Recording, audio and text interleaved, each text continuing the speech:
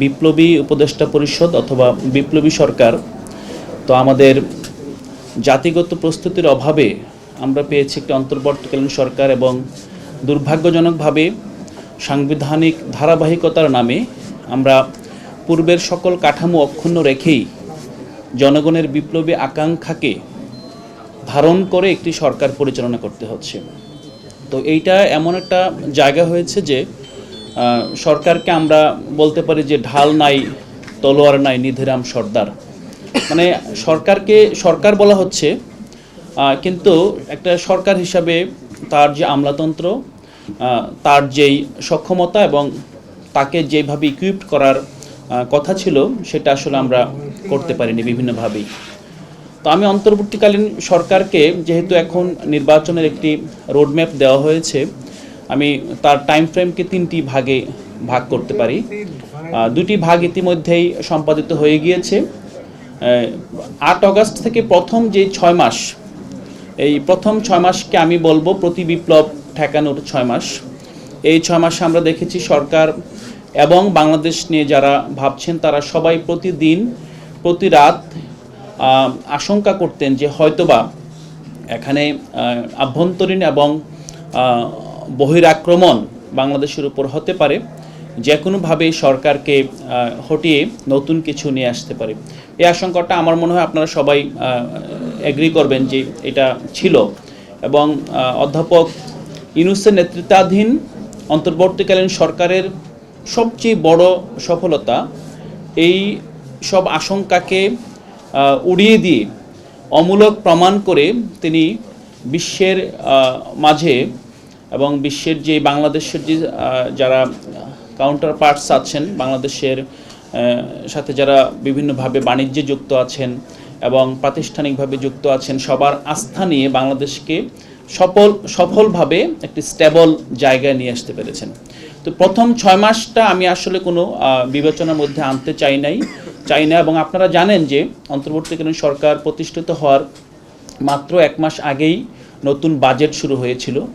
সরকারের কাছে এমন সুযোগও ছিল না যে বাজেটটা তারা রিভাইজ করবে অথবা নতুন করে বাজেট দিবে, কারণ ওই সময়টা আপনারা যদি মনে করে থাকেন যে কখনোই এইরকম নতুন একটা বাজেট দিবে অথবা দাপ্তরিকভাবে একসাথে বসবে সেটার অনুকূলও ছিল না। সরকার ব্যস্ত ছিল প্রতি বিপ্লব ঠেকানোতেই।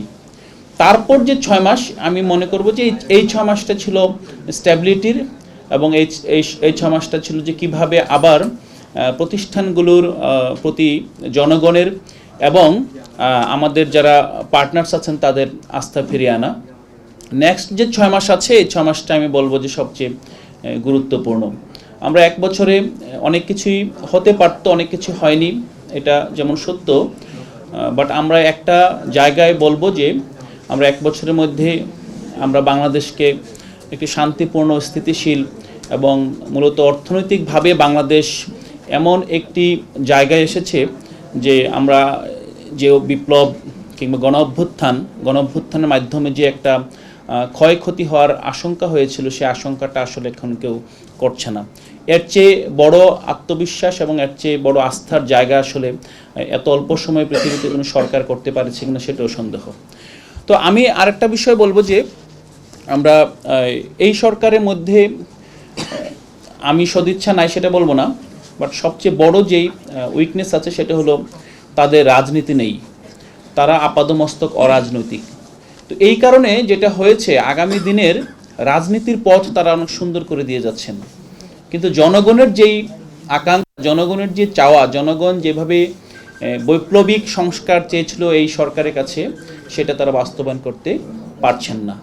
রাজনৈতিকভাবে কেন আগামীর রাজনীতিবিদরা, আগামীর যারা রাষ্ট্র পরিচালনায় আসবেন তাদের পথ সুন্দর হবে, সুগম হবে, সেটার একটা এক্সাম্পল হলো, আপনি দেখেন যে এই গণঅভ্যুত্থানের মানে দেখেন মাস্টারমাইন্ড শব্দ নিয়ে অনেক কথাবার্তা হয়েছে। গণঅভ্যুত্থানের মূল মাস্টারমাইন্ড তো শেখ হাসিনা হারসেলফ এবং তার যেই লুটেরা অর্থনীতি। এখন এই যে আপনার যেই কারণে হয়তোবা হাসিনা আপনার অগাস্টে না পড়লেও আর কয়েক মাস তার সক্ষমতা ছিল, তার আয়ু কমে আসছিল বিভিন্ন কারণেই। বিশেষভাবে আমরা দেখেছি যে সরকার 15 বছর ধরে ঋণ করেছে, কিন্তু ঋণ পরিশোধের যেই সময়টা শুরু হচ্ছিল 24 সাল থেকে। তো তো 24 সাল থেকে আসলে ঋণ পরিশোধের ঠিক আগ মুহূর্তেই, ঋণ পরিশোধের যে কিস্তি চালু হওয়ার আগ মুহূর্তে সরকারের চলে যাওয়া হাসিনা সরকারের জন্য একটা বড় ব্লেসিংস, কারণ তারা জনগণকে এখন যেভাবে বলতে পারছে যে আমাদের সময় একটা শুরু স্টেবিলিটি ছিল। তো এই জায়গাটা আমার মনে হয় কাউন্টার ফ্যাকচুয়াল চিন্তা করে আলোচনা করতে হবে। আর একটা বিষয় হলো যে এই সরকারের শেষ পর্যন্ত আমরা দেখেছি যে জনগণের যে চাওয়া ছিল এখানে, যেমন আমরা একটা বিপ্লবের ঘোষণাপত্র পেয়েছি, এখন এটা কতটুকু কার্যকর হবে, এটা আইনি ভিত্তি কী হবে, আমরা সেটা ভবিষ্যতের জন্য তুলে রাখলাম। কিন্তু একটা বিষয় দেখেন যে বাংলাদেশে এই যে এত বড় একটা গণ অভ্যুত্থান সংঘটিত হলো, আমাদের কাছে যদি কোনো আইডিয়া থাকতো, জনগণ যদি সামহাও পলিটিক্যালি ম্যাচিউরড হতো, তাহলে জনগণের অথবা জনপরিসর আলাপে এই যে বিপ্লবের করে ঘোষণাপত্র প্রয়োজন সেটা পরিস্ফুট হতো। কিন্তু আমরা কিন্তু সেটা দেখিনি।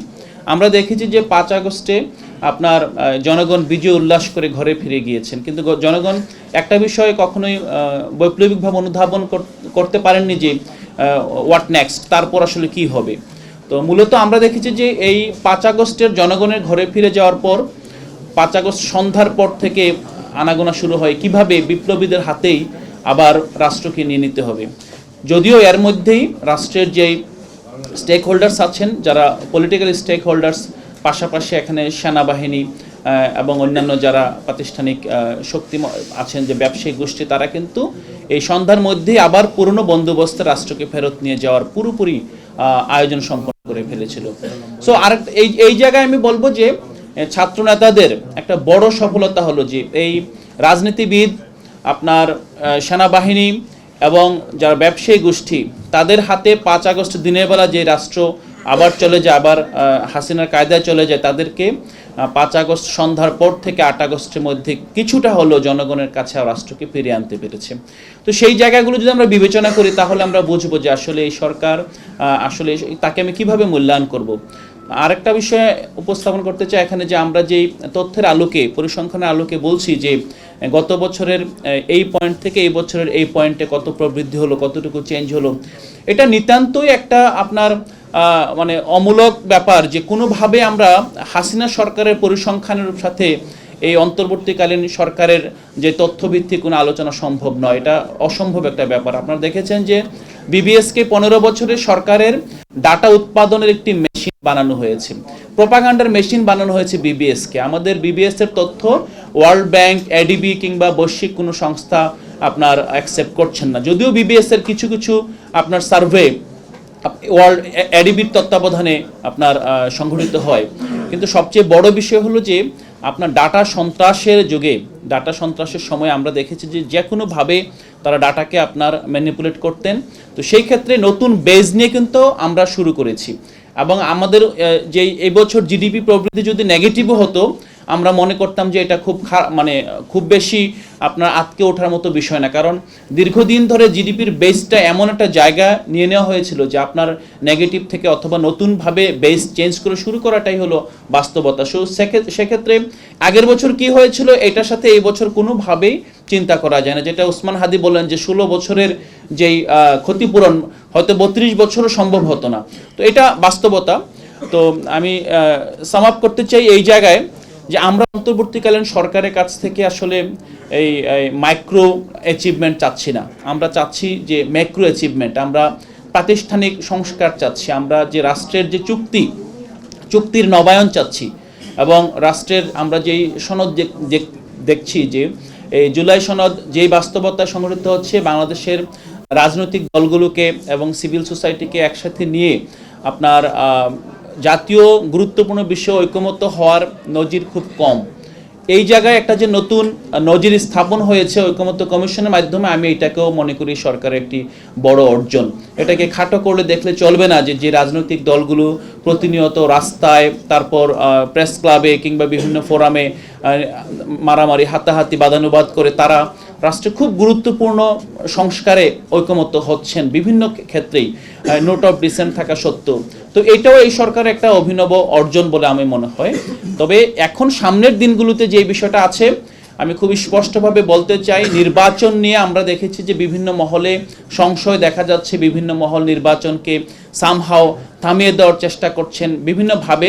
আমরা অতীতেও দেখেছি একটা বিষয় মাথায় রাখতে হবে যে অন্তর্বর্তীকালীন সরকার যেই অবস্থায় এখন আছে, যতটুকু দিয়েছেন, সামনের দিনগুলোতে একটি অবাধ সুষ্ঠু নিরপেক্ষ নির্বাচনের চেয়ে বেশি তার কাছ থেকে আসলে আশা করা যাবে না।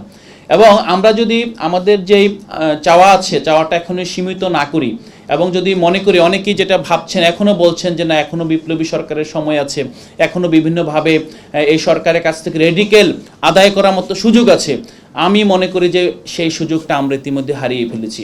এখন আমরা যতটুকু করতে পারি, যে বেস্ট আউটকাম এই সরকার থেকে যেটা নিতে পারি, সেটা হলো যে গণতান্ত্রিক অভিযাত্রায়, ডেমোক্রেটিক ট্রানজিশনে এই সরকারের কাছ থেকে একটি ঐতিহাসিকভাবে, যেটা অধ্যাপক ইউনূস বারবার বলছেন যে ইতিহাসের শ্রেষ্ঠ নির্বাচন করতে চায়, যদিও আমি সন্দিহান যে এই সেট আপ নিয়ে, এই অবকাঠামো নিয়ে কীভাবে করবেন, বাট আমাদের চাওয়াটা হলো যে ওনাদের কাছ থেকে আমরা ঐতিহাসিকভাবে একটি শ্রেষ্ঠ নির্বাচন চাই, কারণ একটি সুষ্ঠু এবং অবাধ, নিরপেক্ষ, গ্রহণযোগ্য নির্বাচন না হলে আগামীর বাংলাদেশের গণতান্ত্রিক যে অভিযাত্রা আছে সেটা ব্যাহত হবে। তো সেই প্রত্যাশা আমি আশা করব যে আজকে এই আলোচনাটা সরকারকে মানে মাইক্রো ম্যানেজমেন্টের দিকে, মন্ত্রণালয় ভিত্তিক অ্যাচিভমেন্টের দিকে ধাবিত না করে একটি কিভাবে গ্রহণযোগ্য নির্বাচন, তার পূর্বে অবশ্যই যে জুলাই সনদ, সেই সনদের আলোকে নির্বাচনটা করে এই সরকার এক্সিট নিতে পারে, সেই প্রত্যাশাই আসলে এখন গুরুত্বপূর্ণ। সবাইকে ধন্যবাদ।